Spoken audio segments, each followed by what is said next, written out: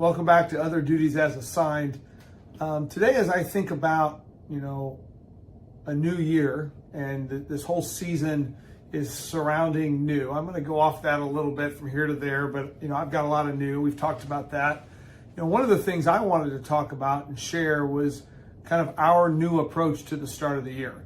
I've talked about parts of it probably a little bit, but some of it is just being able to synthesize, almost 25 years in education and thinking about the meetings that I've been in, the different ways that I've started a school year and trying to harness in a lot of the good things and try to shape how we do things here.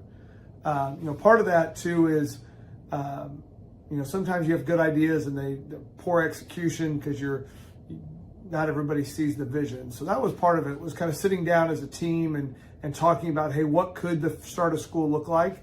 I knew it was something that was really important. As a first year at principal, you want to get off to a great first start. So that was something that was definitely in the forefront for me as I was planning. So, back in the springtime, as I talked to other principals in our district or other places, I asked the question, how do you start your year? What do you do different? And how do you make things run? And in fact, this was one that I think someone shared with me how they did it a few years ago, and I had kind of filed it away as well. I kind of like that. I want to see if I can make that work for me. And also, I thought about the fact that, in a first day kind of meeting, you can't cover everything. And, I've been in this building, I've been in first day meetings 18 times. That's a lot of information that was covered that hopefully some of it I still remember, that got filed away in my brain. And so I started to think about, how unfair that is to a new teacher or even a teacher who's been with us for 4 or 5 years. They don't have all of that institutional knowledge, all that, the big picture kind of accumulation of information over the course of that whole thing. And I started to think, what I'm doing, we're doing people a disservice because we're saying this is it, but it really isn't. You're not getting everything. And nobody wants to sit through 18 years of meetings all crammed into one. And so I heard some of our elementary school friends in our district, they were talking about these, they had a required reading document. So I asked for it. I said, hey, let me see what it looks like. And as I looked at it, what it really started to look at was like a handbook. And a staff handbook, but really kind of broken down to the start of the year things as the point of emphasis. So what I did was I liked that idea. And as anybody who listens to the podcast, watches the podcast knows, I love, trying to leverage AI to do things easier and better and faster. And so what I did was I took our most recent, which was a couple years old, iteration of our staff handbook. I took our most recent iteration of that first day meeting from last year in 2024. And then I took this elementary version of this required reading document for our, an elementary in our district. And I took all three of those and put them into ChatGPT. And I said, hey, listen, here's what I'm trying to accomplish. I'm trying to create a document like this required reading document. It's going to have some of the same content because we're in the same district. A lot of the things that are important to our elementary are still going to be important at the high school level. But I also want to take this other information over here that is more, that represents what we've shared with staff over the years and try to integrate that. And so I asked it to do a draft 1.0, and sure enough, it did. And it gave me a framework that I could then work from. And so what I did was I took that document, I started to break it down into different areas. I looked through it, read through it. I found some of the holes that, I definitely want to talk about this, or I need more information about that. And I worked through the document that way. I assigned parts of the document. One of our assistant principals is in charge of safety. And so I sent it to him and I said, hey, here's where your section goes. Really, flesh this out. I shared it with our mental health counselor. I said, hey, listen, here's the part of this that is yours. I want you to add some detail here. And I did that with multiple members of our staff. I had my administrative assistant go through it, and she looked through for inconsistencies, or, oh, we need some more information about, I don't know, the subs. We need more information about getting a substitute teacher. Let's flesh that out.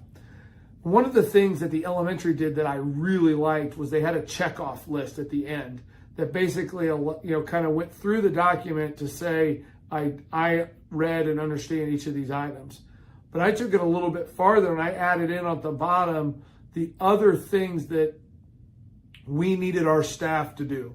Check their subfolder, make sure it's in. Check the safety binder in their classroom. Is it up to date? Check that they have other safety things that they're supposed to have in their room.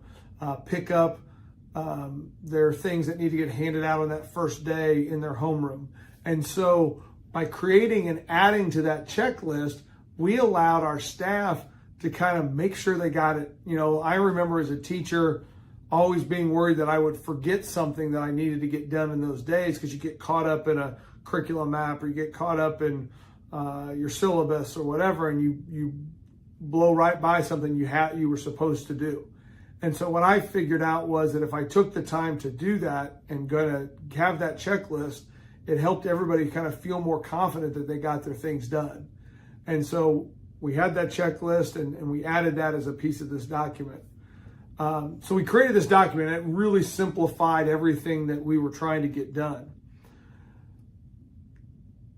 One of the things that was kind of a point of emphasis for me with that first day meeting was I wanted to practice what I preached for teachers, and that was, limited attention spans for our students. We can't do this, we can't sit and get for an hour at a time.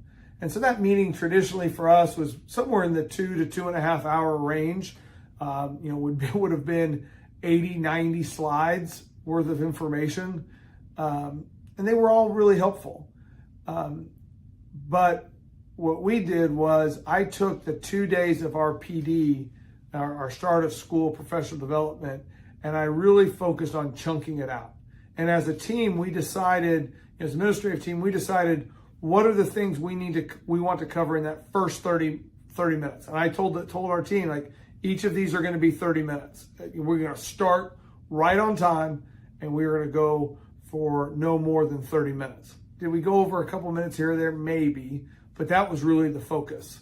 And so we had to really be intentional, and we had to really parse down what we were saying and talking about in each area to those pieces. And so that was really important to me, and my team took it to heart, and we really, really ran with it. It was really great.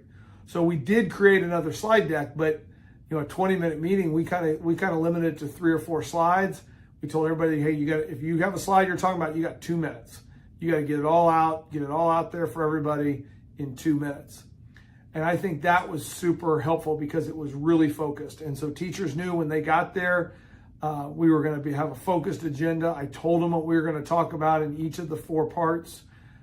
We went through it. We took questions. We kind of went right along, and we got in and we got out.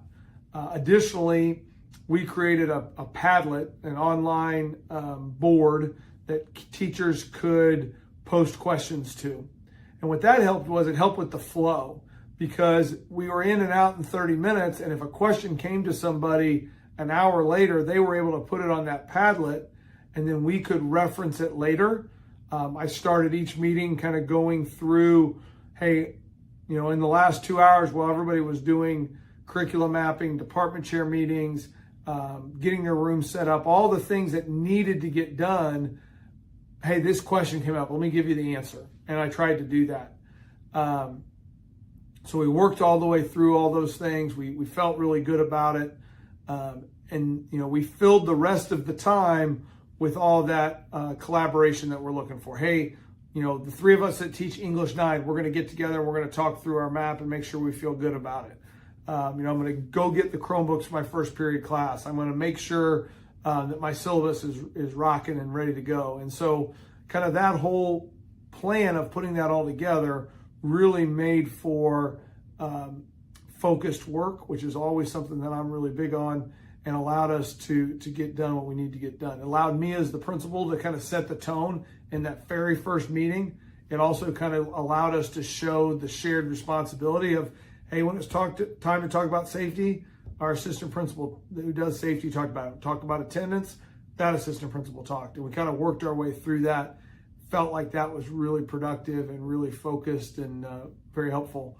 One of the last pieces of this to make it work, and I'll try to link to it in the show notes, but a couple years ago we added a teacher dashboard. Our administrative assistant here in the main office, she keeps that up to date, and man, it's beautiful now.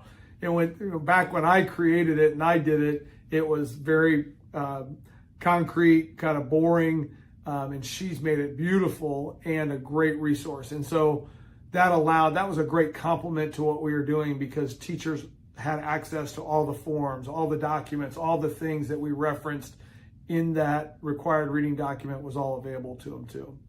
So a new approach for us to the first couple days of school.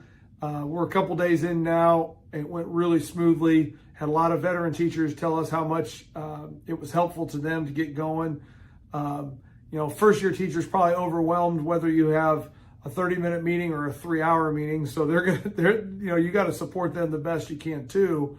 But I think that was a piece to this that I thought was really important. I thought it was a great thing. Went a little long today, but I thought it was really good, and I'm really proud of what our team came up with, and the execution of that plan went really well. So that's all for this episode of Other Duties as Assigned. As always, think about jumping back on the YouTube channel. There's 3 other seasons full of episodes just like this that are short and sweet, maybe give you one idea to improve your practice as an administrator and help your quality of what's going on in your building. Thank you.